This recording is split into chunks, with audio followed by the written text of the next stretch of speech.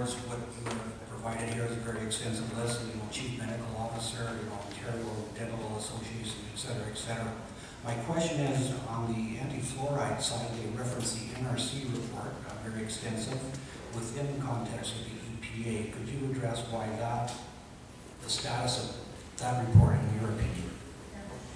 I'll look at it and see. The one I looked at before, actually, they were concerned there are pockets in the states where the fluoride levels were high, like 4 milligrams per liter instead of the 0.5 to 0.8 that we have. And so the study that I read, I don't know if it's the same one, but that was one that was presented to me by the Antifluoride group before, actually was looking at very high levels of fluoride. And the concern was whether or not communities should be required to lower the levels of fluoride because of the risk. And I think that I did a lot of research for this because I needed to be able to come to you honestly with what I thought was happening. And I think one of the big things that you have to look at is the level of fluoride. A little bit is healthy, a lot cannot be. And so that study that the EPA, the one I reviewed, actually was looking at very high levels of fluoride, and they specifically said in it that we cannot say anything about what the health impacts are of the levels that are at the recommended levels. So I think that's part of the difficulty, is that you really have to look inside the studies to see why they were doing the study and what the levels of fluoride were in it. That's my question. They're both very reputable organizations, so that's my question. Thank you. Anybody else? Louis? Here this evening, I'm a parent of 2 children, one of the ways I'm deeply concerned and interested in this. I appreciate each of you coming here to help us figure this out. It's a tough one. I'm not sure who to direct this question to. So maybe I'll let our speakers choose to each address the question, or individually. It doesn't matter to me. I'm just trying to figure this out. Over the last 6 years that I've been on this council, I have seen the evolution of the water standards and their legislation skyrocket, particularly as a result of the catastrophe that happened in Walkerton and the Walkerton fire subsequent to that. And our staff has been, just legislated on a level that is unprecedented. And that goes across the province of Ontario. With all of the benefits of fluoride, my question is, why would the province of Ontario not legislate it as they've legislated so many other things? Why would they not legislate it? Why not make it mandatory? Any municipality that provides drinking water to its residences shall fluoridate. And I mean that question sincerely. I'd like to know the answer to that question. And I'm not sure if there's anyone in this room that can, but that's the question. And I have another 3 after this one. Robert had his hand up. Okay, Paul.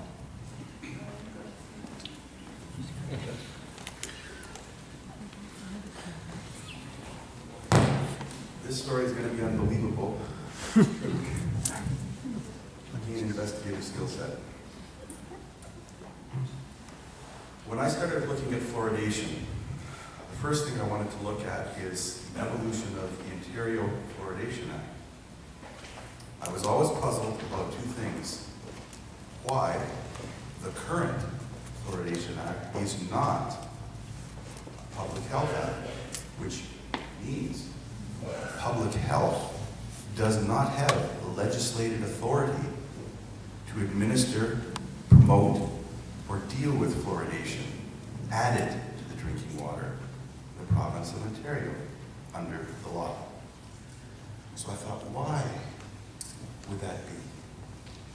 I also decided to find out why the Fluoridation Act remains silent on what is supposed to be a heralded, wonderful, beautiful, fantastic, effective, safe treatment of dental caries. Why wouldn't they say the reason they put fluoridation in the water? It was silent. So I dug a little deeper. When I couldn't find it anywhere, I went to the office of Ontario Records, and they asked to help me find the original Ontario fluoridation. They said, Mr. Fleming, certainly you should know, having studied law, that all legislation is bound with previous legislation. You can get it on e-laws. I said, you know, you're right. Let's go on the computer, walk me through it. Well, that's odd. It's not there, they said. Can you hang on? We're going to check in the office for a minute. They came back and they said, unbelievable. This is the part that is going to knock your socks off. The act has been sealed. I'm not making this up. For 100 years. Which means that the original incarnation, which was replaced by the 1961 Ontario Fluoridation Act, wouldn't have been released for 100 years from that date. He said, but this is wrong, Mr. Fleming, this is wrong. If you just provide us with a request here and now, don't even worry about the money, get that to us later, we're going to release this. But we're told, I said, let me guess, we have to redact some names. We have to black out some names.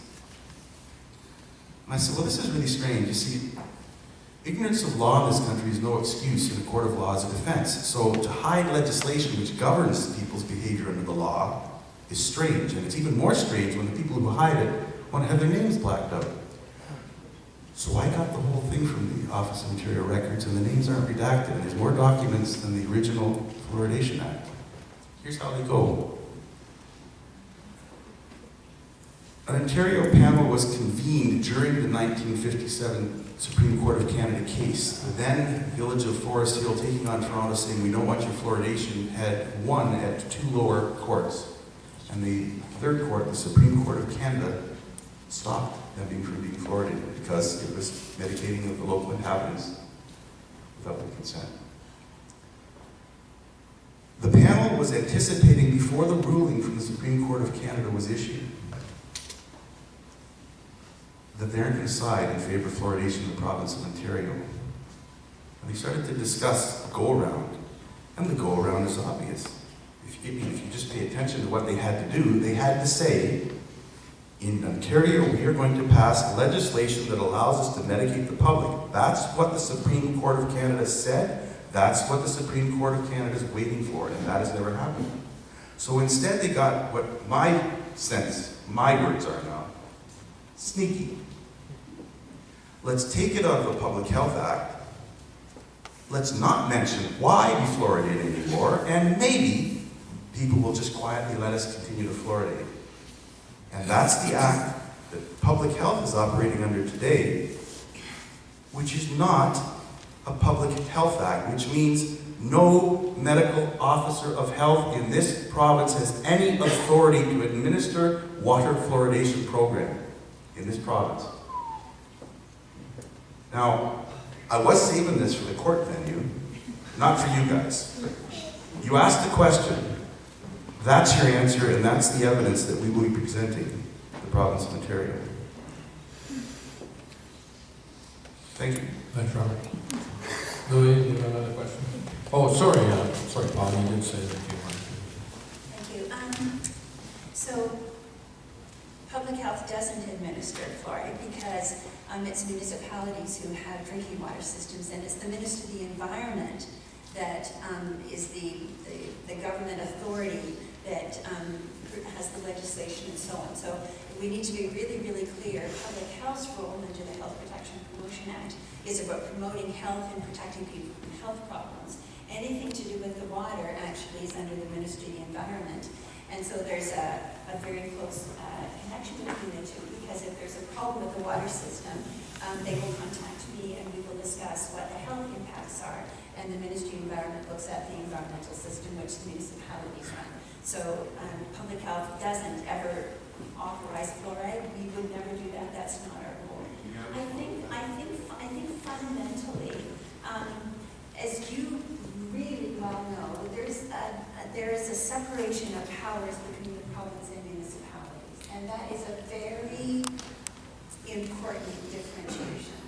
And municipalities are the ones that run the water plant, and so naturally would make the decision on behalf of their residents to be able to do it. I wasn't there at the it's not out of the realm of understanding to understand why it's like that. But for sure, public health does not administer fluoride. It's not a public health act. It relates to the municipalities and their decisions on behalf of the residents. Go. Yeah, sure.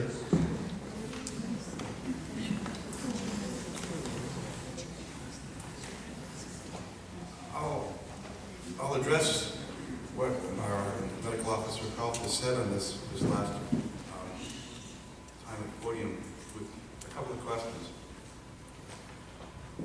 Given that the Supreme Court of Canada has connoted water fluoridation as medication, whether any of us in this room like it or not, the moment a medical officer of health starts talking about water fluoridation, as a medical officer of health, they're talking about medicating the public, whether they like it or not. You see, the beauty of the Supreme Court of Canada is its ruling is final. And all it's going to take is a citizen to challenge that ruling with the province, and it's over. Medical officers of health have long come to the podium in community after community after community saying, we monitor the safe levels of fluoride in drinking water. That's our job, that's what we do, and we're very good at it. So you are doing a job with the levels of fluoride in drinking water. Well, I'm not talking just about you. And we keep audio and video records everywhere we go. So we have the evidence. They say this. What a medical officer of health has as jurisdiction over fluoride in drinking water comes from the Safe